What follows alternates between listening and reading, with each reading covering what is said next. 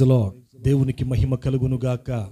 మన ప్రభును లోక రక్షకుడునైన యేసు క్రీస్తు అతి శ్రేష్టమైన నామమున ఉదయకాల సమయమందున ఈ యొక్క వీడియోను వీక్షిస్తున్న దేవుని బిడ్డలకందరికీ కూడా మరొకసారి మా మైటీ గాడ్స్ టెంపుల్ పరిచర్ల తరపున ప్రేమపూర్వకమైన శుభాభివందనాలు తెలియజేస్తున్నాను. అందరికీ నా ప్రేమపూర్వకమైన వందనాలు. ఈ దినమంతటికి కావలసినటువంటి ఆయన కృప, ఆయన ఆరోగ్యం ప్రతి ఒక్కరికి కూడా సమృద్ధిగా అనుగ్రహించి ఈ దినమంతా కూడా మనకు అన్ని విషయాల్లో కూడా మన ప్రభు సాలిన దేవుడుగా ఉండి మనల్ని నడిపించును గాక.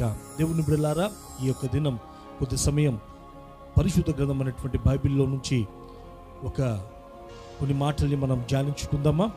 దయచేసి పరిశుద్ధ గ్రంథం అనేటువంటి బైబిల్లో నుండి ఒక చిన్న వాక్యాన్ని నేను మీకు గుర్తు చేస్తాను. ఆదికాండం 26వ అధ్యాయం 12వ వాక్య భాగాన్ని నేను చదువుతాను. దేవుని బిడ్డలారా, శ్రద్ధగా ఆలకించండి. ఇస్సాకు ఆ దేశమందున్నటువంటి వాడై విత్తనము వేసి ఆ సంవత్సరము 100 ఫలము పొందెను. చదువుకున్న యొక్క వాక్య భాగములో ఆదికాండం 26వ అధ్యాయములో 12వ వాక్య భాగంలో మనం చూచినట్లయితే ఇస్సాకును గూర్చి ఇలా వ్రాయబడి ఉంది.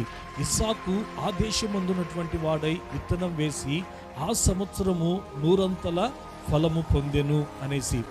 ఎప్పుడు ఫలించాడు 100గా అని మనము లేఖన భాగాల్లో మనం చూచినట్లయితే అదే ఆదికాండము 26వ అధ్యాయంలో మొట్టమొదటి వాక్యాన్ని మనం చదివినట్లయితే అక్కడ మనకు ఒక విషయం మనకు కనబడుతుంది.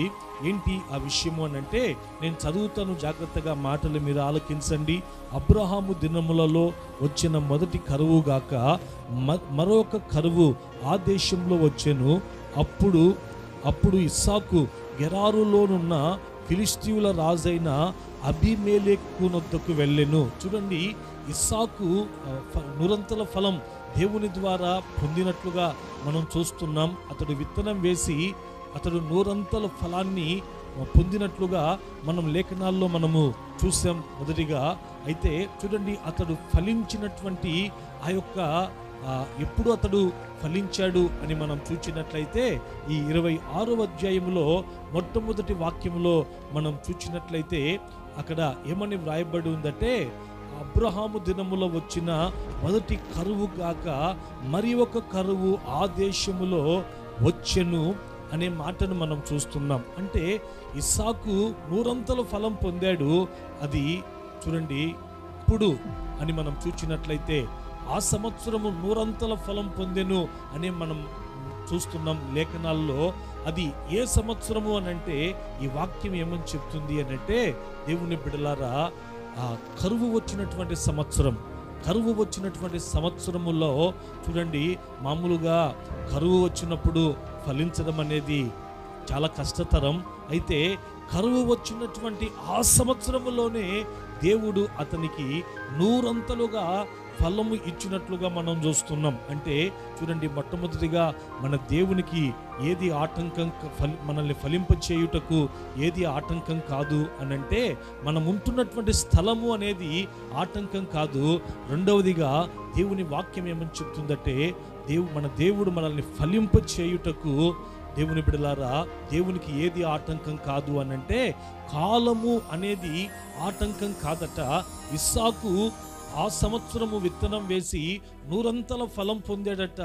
అది ఏ సంవత్సరము అని అంటే, ఏ సంవత్సరమైతే కరువు చేత తను కన్నీళ్లను విడిచాడో ఆ కరువు వచ్చినటువంటి ఆ సంవత్సరమే దేవుడు అతనికి 100 ఫలాన్ని అనుగ్రహించినట్లుగా మనం లేఖనాల్లో మనం చూస్తున్నాం. దేవుని బిడ్డలారా, చూడండి, ఈ రోజున మనల్ని దేవుడు ఫలింప చేయాలి అనంటే, రెండవదిగా మన దేవునికి ఏది ఆటంకం కాదు అనంటే, ఒక మాటలో చెప్పాలంటే, ఒకటి స్థలం ఆటంకం కాదు. ఏ స్థలములోనైనా మన దేవుడు మనల్ని ఫలింప చేస్తాడు. మన దేవుడు అరణ్యములో నీటి బుగ్గలను పుట్టించగలిగినటువంటి సమర్థుడు. రెండవదిగా ఆయన మనల్ని ఫలింప చేయుటకు ఆయనకు ఏది ఆటంకం కాదు అనంటే, దేవుని బిడ్డలారా, కాలము అనేది కూడా ఆటంకము పొరపాటును కూడా కాదు, ఇంకా కాలం అనేది మాత్రమే కాదు, కానీ వయస్సు అనేది కూడా మన దేవునికి ఆటంకం కానే కాదు. దేవుడు మనల్ని ఫలింప చేయుటకు అది ఏ కాలమైనా ఆ కాలములో ఎటువంటి ప్రతికూలమైనటువంటి పరిస్థితులు మనల్ని వెంబడిస్తున్న దేవుని బిడలారా, ఆయన మనల్ని ఫలింప చేయుటకు సమర్థుడు. మన దేవునికి మనల్ని ఫలింప చేయుటకు ఆయనకి కాలము అనేది మరియు వయస్సు అనేది ఆటంకం కానే కాదు అనేసి మనం తెలుసుకోవాల్సినటువంటి వారమై ఉన్నాం. చూడండి, పరిశుద్ధ గ్రంథమైనటువంటి బైబిల్లోనే మరొక వ్యక్తిని నేను మీకు పరిచయం చేయాలనుకుంటున్నాను ఈ దినాన. ఎవరిని అని అంటే, ఇస్సాకు తండ్రి అయినటువంటి అబ్రహాము యొక్క చరిత్రను మనం బైబిల్ గ్రంథంలో చూచినట్లయితే, అదే ఆది కాండములో 17వ అధ్యాయములో మొట్టమొదటి వాక్యములో అబ్రహాముకి దేవుడు ప్రత్యక్షమై 99 ఏండ్ల వాడై ఉన్నప్పుడు అబ్రహాముకు దేవుడు ప్రత్యక్షమై అబ్రహాముతో ఏమన్నాడు అనంటే, నేను సర్వశక్తి కలిగినటువంటి దేవుడను, ఇదిగో అబ్రహాము, నీవు నిందారహితుడివై నీవు నడిచినట్లయితే ఇదిగో నేను నిన్ను అత్యధికంగా సంతానాభివృద్ధిని నేను నీకు కలుగజేస్తాను, నేను నిన్ను సంతాన విషయంలో ఫలింపజేస్తాను అని చెప్పేసి అబ్రహాముతో దేవుడు వాగ్దానం ఇచ్చారు. చూడండి దేవుని బిడలారా, 17వ అధ్యాయములో మొదటి వాక్యములో మనము ఆ మాటలు చూస్తాం. అయితే అదే ఆది కాండం 17వ అధ్యాయములో 17వ వాక్యంలో మనం చూసినట్లయితే, దేవుడు చెప్పినటువంటి ఆ యొక్క ప్రారంభంలో అబ్రహాము ఆ మాటలు విని అతను ఏం చేశాడు అనంటే, నవ్వుకున్నాడట.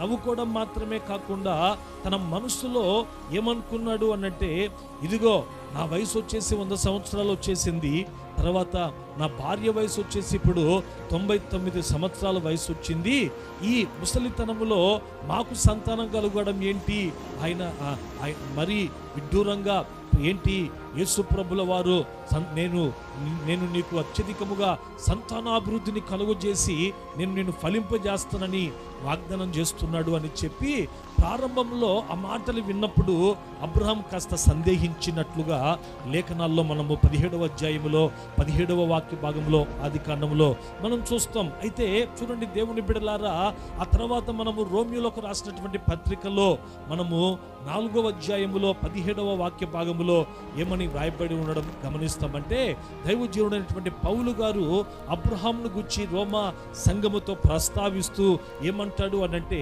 దేవుడు అతనికి ప్రత్యక్షమై నేను నిన్ను అత్యధికముగా సంతానాభివృద్ధిని కలుగజేసి సంతాన విషయంలో కూడా నేను నిన్ను ఫలింపజేస్తాను అని చెప్పి వాగ్దానం చేసినప్పుడు ప్రారంభంలో అబ్రహాము సందేహించి ఉన్నప్పటికీ ఆ తర్వాత అబ్రహామట దేవుణ్ణి నమ్మాడట. ఏమని నమ్మాడు అబ్రహాము అనంటే, పౌలు అంటాడు అక్కడ 3 విషయాలు మనం చూస్తాం. నా రోమా పత్రికలో 4వ అధ్యాయములో 17వ వాక్యములో ఏంటి ఆ 3 విషయాలంటే, మొట్టమొదటిగా అబ్రహాము దేవుణ్ణి ఏమని నమ్మాడు అనంటే, నేను ఆరాధిస్తున్నటువంటి యేసు ప్రభుల వారు ఆయన మృతులను సజీవులుగా చేసేటువంటి దేవుడని నమ్మాడు. రెండవదిగా ఏమని నమ్మాడు అనంటే, నేను ఆరాధిస్తున్నటువంటి యేసు ప్రభుల వారు లేని వాటిని ఉన్నవాటిగా పిలిచేటువంటి దేవుడు అని నమ్మాడు. మూడవదిగా ఏమని నమ్మాడు అబ్రహాము దేవుణ్ణి అనంటే, నిరీక్షించుటకు ఆధారం లేనప్పుడు నా దేవుడు, నేను ఆరాధిస్తున్నటువంటి దేవుడు సమస్తమును కూడా చేయుటకు ఆయన నమ్మదగినటువంటి వాడు, ఆయన కంటూ అసాధ్యమైనదంటూ ఈ లోకములో ఏది లేదు. నేను ఆరాధిస్తున్నటువంటి దేవుడు నిరీక్షించుటకు కూడా ఏమాత్రము ఆధారం లేనటువంటి పరిస్థితుల మధ్యలో సమస్తమును కూడా చేయుటకు శక్తి కలిగినటువంటి వాడు అని నమ్మాడట. దేవుణ్ణి నమ్మాడట. చూడండి, నమ్మినటువంటి తన జీవితంలో మనం చూచినట్లయితే రమారమ్మి అప్పటికి అబ్రహాముకి 100 సంవత్సరాల వయసు వచ్చింది, షారాకి 99 సంవత్సరాల వయసు వచ్చింది. ఆ వృద్ధాప్యములో వారి యొక్క వయసు ఉడికిపోయినటువంటి ఆ ముసలితనములో దేవుడు వారిద్దరికి వారికి సంతానాన్ని అనుగ్రహించి వారి మోడు బారినటువంటి జీవితాల్ని యేసు ప్రభుల వారు ఆయన ఫలింపచేసినట్లుగా మనం చూస్తున్నాం. అంటే ఎందుకు చెప్తున్నాను దేవుని బిడలారా ఈ యొక్క విషయాన్ని అనంటే, చూడండి మన దైనందిక జీవితాల్లో కూడా కొన్నిసార్లు మనం కూడా ఏమనుకుంటుంటాము అనంటే, ఇంకా ఏముంది, యవన ప్రాయం అంతా కూడా అయిపోయింది, ఇదిగో నేను ఇంకా నిండు వృద్ధాప్యంలోకి వచ్చేసాను, ఈ 45 సంవత్సరాల వయసు వచ్చేసింది నాకు, ఇంకా నేను నా వ్యాపారం ఇంకా ఎక్కడ ఫలిస్తుందిలే, నేను చేస్తున్నటువంటి ఉద్యోగంలో ఇంకా నాకెక్కడ ప్రమోషన్ వస్తుందిలే, ఇదిగో ఇంకా నాకెక్కడ వివాహం కాకపోతే ఇంకా నాకెక్కడ వివాహం అవుతుందిలే, ఇంకా ఒకవేళ వివాహం అయి ఉండి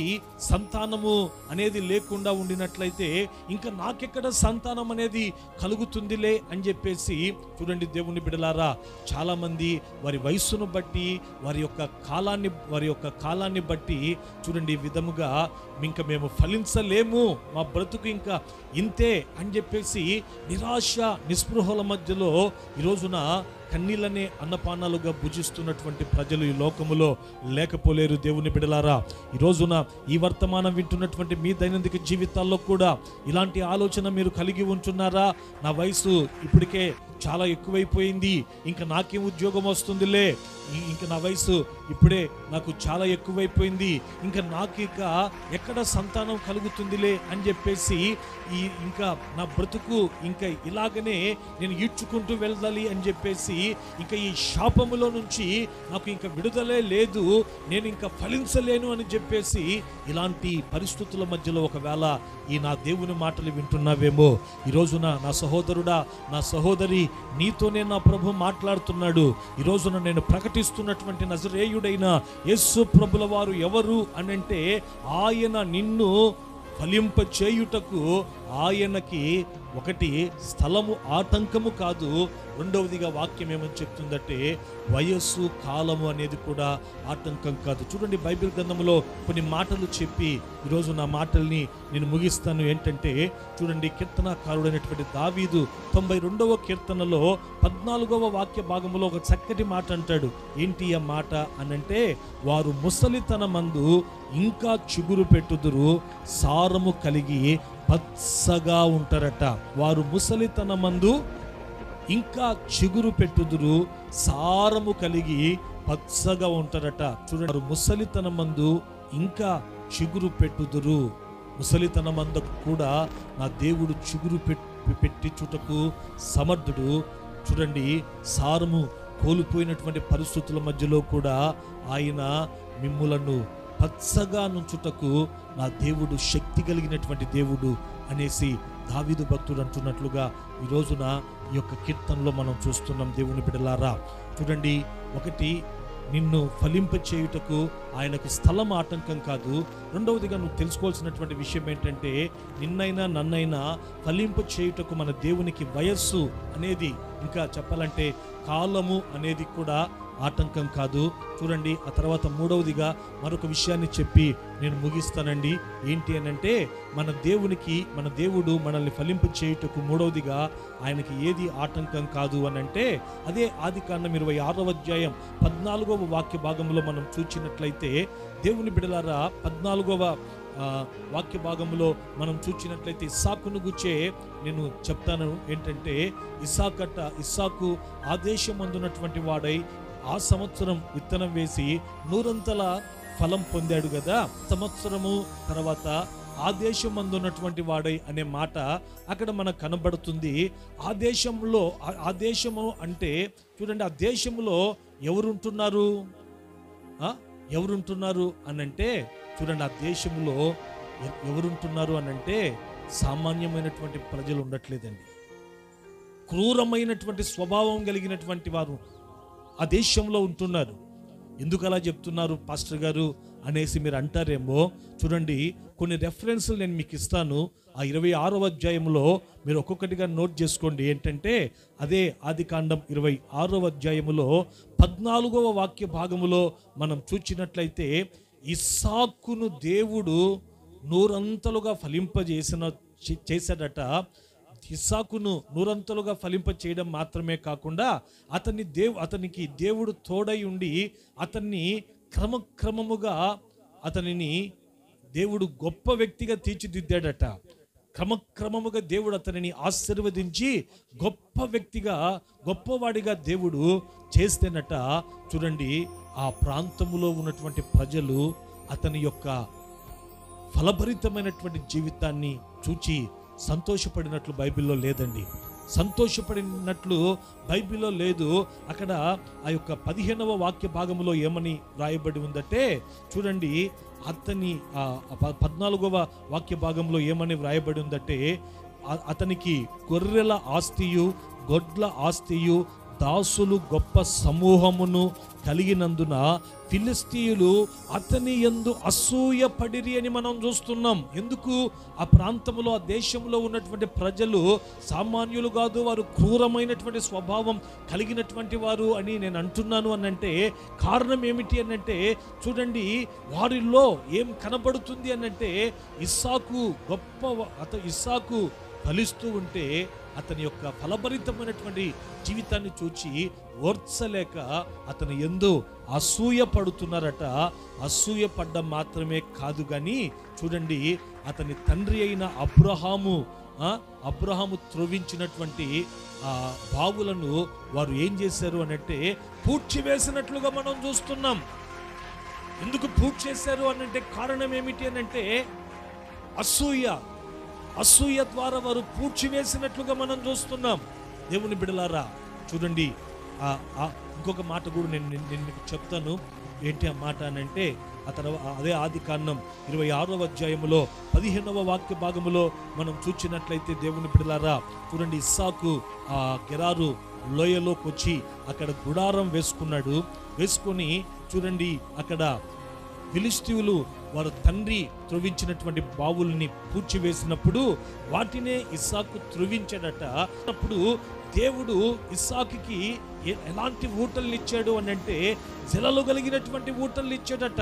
ఇచ్చినప్పుడు చూడండి, ఆ ప్రాంతంలో ఉన్నటువంటి ప్రజలు దాన్ని చూచి ఇస్సాకు దగ్గరకు వచ్చి, ఇదిగో ఇస్సాకు, ఈ యొక్క బావి మాది అని చెప్పేసి అతనితో ఏం చేశారు అనంటే జగడమాడారట. ఇది మాది అని చెప్పి జగడమాడి అది అతని దగ్గర నుండి ఆ బావిని తీసేసుకున్నాడట. చూడండి, ఇస్సాకు కూడా ఆ సమయమున వారితో గొడవ పడుతూ ఉండలేదు. కానీ బైబిల్లో మనం చూస్తాం, అతడు దేవుని నమ్ముకున్నటువంటి దేవుని బిడ్డ కాబట్టి ఏం గొడవ పడకుండా ఆ బావిని వారి చేతికి అప్పజెప్పి తిన్నగా అతడు వారిని విడిచిపెట్టి వేరొక చోటికి వెళ్ళి వేరొక చోట చూడండి, అతడు మరలా బావిని త్రవ్వినట్లుగా మనం చూస్తున్నాం. దేవుని బిడలారా చూడండి, ఇంచుమించుగా 3 స్థలాలలో అతడు ఆ పరిస్థితులనే ఎదుర్కొన్నట్లుగా మనం చూస్తున్నాం. చూడండి, ఆ ప్రాంతంలో ఉన్నటువంటి ప్రజలు అతని యొక్క ఫలభరితమైన జీవితాన్ని చూచి ఓర్వలేకపోతున్నారు. రెండవదిగా చూడండి, అతడు కష్టపడి బావిని త్రవ్వడం అంటే సామాన్యమైనటువంటి విషయమా?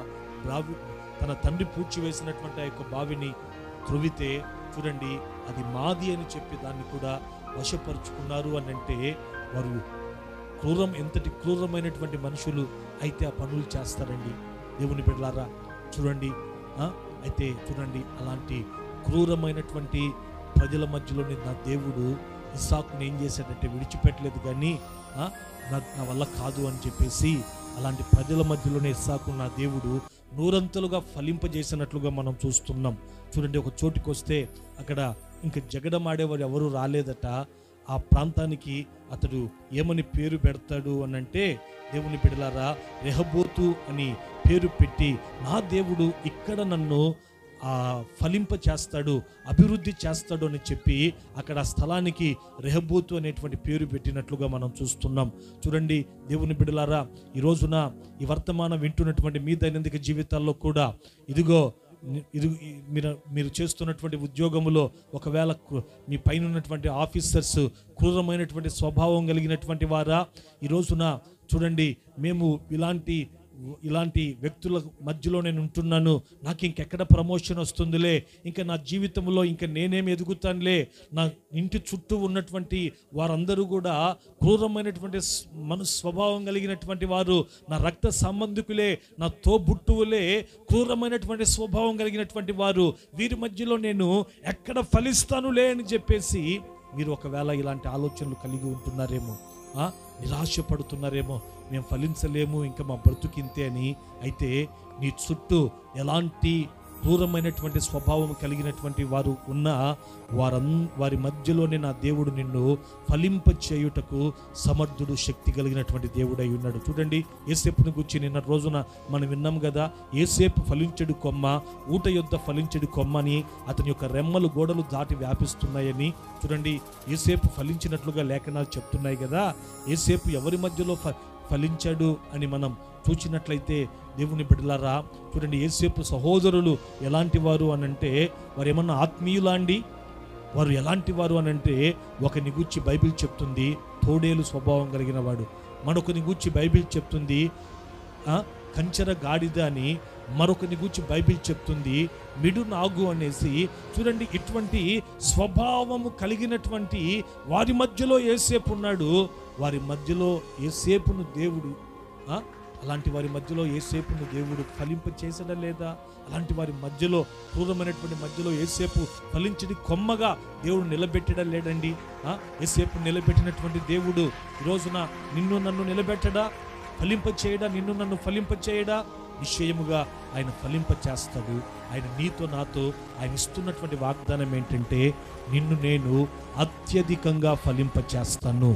I will make you exceedingly fruitful. ప్రభు అంటున్నాడు, అత్యధికంగా నేను నిన్ను ఫలింప చేస్తాను. 3 విషయాలు చెప్పాను నిన్న రోజున. ఒకటి చెప్పా ఏంటంటే, ఆయన మనల్ని ఫలింప చేయుటకు స్థలం ఆయనకు ఆటంకం కాదు. ప్రతి స్థలములో ఆయన మన యొద్దకు వచ్చి మనల్ని ఫలింప చేయుటకు శక్తి గలవాడు అని. రెండవది, దేవుని బిడ్డలారా, కాలము వయస్సు అనేది మనల్ని ఫలింప చేయుటకు మన దేవునికి ఆటంకం కాదు. మూడవదిగా, దేవుని బిడ్డలారా, వాక్యం ఏమంటుందంటే, ఎటువంటి క్రూరమైనటువంటి స్వభావం కలిగినటువంటి వారి మధ్యలో నీవు ఉంటున్నా, వారి మధ్యలో నా దేవుడు నిన్ను ఫలింప చేయుటకు శక్తి కలిగినటువంటి దేవుడు. నిశ్చయముగా ఈ మాటలు వింటున్న మీ బ్రతుకులను కూడా నా దేవుడు అత్యధికంగా ఫలింప చేయునుగాక. తలవంచండి, చిన్న ప్రార్థన చేసుకుందాం. తలవంచండి. ప్రేమ స్వరూపుడైన తండ్రి, ఈ యొక్క జూన్ మాసంలో ప్రభువా 28వ తారీఖున మీరు మాతో మాట్లాడినటువంటి ప్రతి నాయన ప్రవచన వాక్కులను బట్టి నాయన మీకు వందనాలు తెలియజేస్తున్నాం. ప్రతిదినం నీ వాక్యము ద్వారా మమ్మలను ప్రభువా ఆయన మాతో మాట్లాడుతూ, మీరు మమ్మలను ధైర్యపరుస్తూ, మీరు మమ్మలను బలపరుస్తున్నందుకు మీకు స్తోత్రాలు. యేసయ్యా, అత్యధికంగా మీరు మమ్మల్ని ఫలింప చేయు దేవుడవని నా తండ్రి, మీరు మమ్మల్ని ఫలింప చేయుటకు మా బ్రతుకుల్లో తండ్రి నాయన మీరు మమ్మలను ఫలింప చేయు దేవుడవని తండ్రి, మమ్మల్ని ఫలింప చేయుటకు ఏది మీకు ఆటంకం కాదు అని 3 విషయాలు మీరు మాతో మాట్లాడుకుంటూ వచ్చారు. స్థలం ఆటంకం కాదని ప్రభువా, రెండవదిగా నా తండ్రి యేసయ్యా కాలము వయసు అనేది ఆటంకం కాదని, మూడవదిగా తండ్రి ఎలాంటి క్రూరమైనటువంటి స్వభావం కలిగినటువంటి వారి మధ్యలో మేము ఉంటున్న మమ్మల్ని మీరు ఫలింప చేయుటకు శక్తిగల దేవుడవని మీరు మాతో మాట్లాడుకుంటూ వచ్చారు. ఈ మాటలు వింటున్నటువంటి వారి జీవితాల్లో కూడా వారు ఎలాంటి క్రూరమైనటువంటి మనుషుల మధ్యలో కాపురం ఉంటున్న, ఉద్యోగాలు చేస్తున్న, వ్యాపారాలు చేస్తున్న తండ్రి, వారిని ప్రభువా మీరు ఫలింప చేయబోతున్నందుకు తండ్రి మీకు స్తోత్రాలు. వారి వయసు నాయన ఎంత అయ్యున్నప్పటికీ ప్రభువా మీరు వారిని ఫలింపజేస్తున్నందుకు నా తండ్రి, వారు ఉంటున్నటువంటి ఈ యొక్క కాలం ఎటువంటి ప్రతికూలమైనటువంటి కాలమై ఉన్నప్పటికీ మీరు ఫలింప చేయుటకు నమ్మదగినటువంటి దేవుడవై ఉన్నారు నాయన. ఈ యొక్క వాగ్దానాన్ని ప్రతి ఒక్కరి పట్ల మీరు నెరవేర్చి ఈ దినమంతా కూడా మీ బిడ్డలు చేస్తున్నటువంటి చేతి పనుల్లో మీరు తోడుగా ఉండి, వ్యాపారాల్లో తోడుగా ఉండి మీరే నడిపించి మహిమ తెచ్చుకోమని యేసు నామమున అడిగి వేడుకుంటున్నాం తండ్రి. ఆమేన్, ఆమేన్. అందరికీ వందనాలు. ప్రభు మిమ్మల్ని దీవించునుగాక.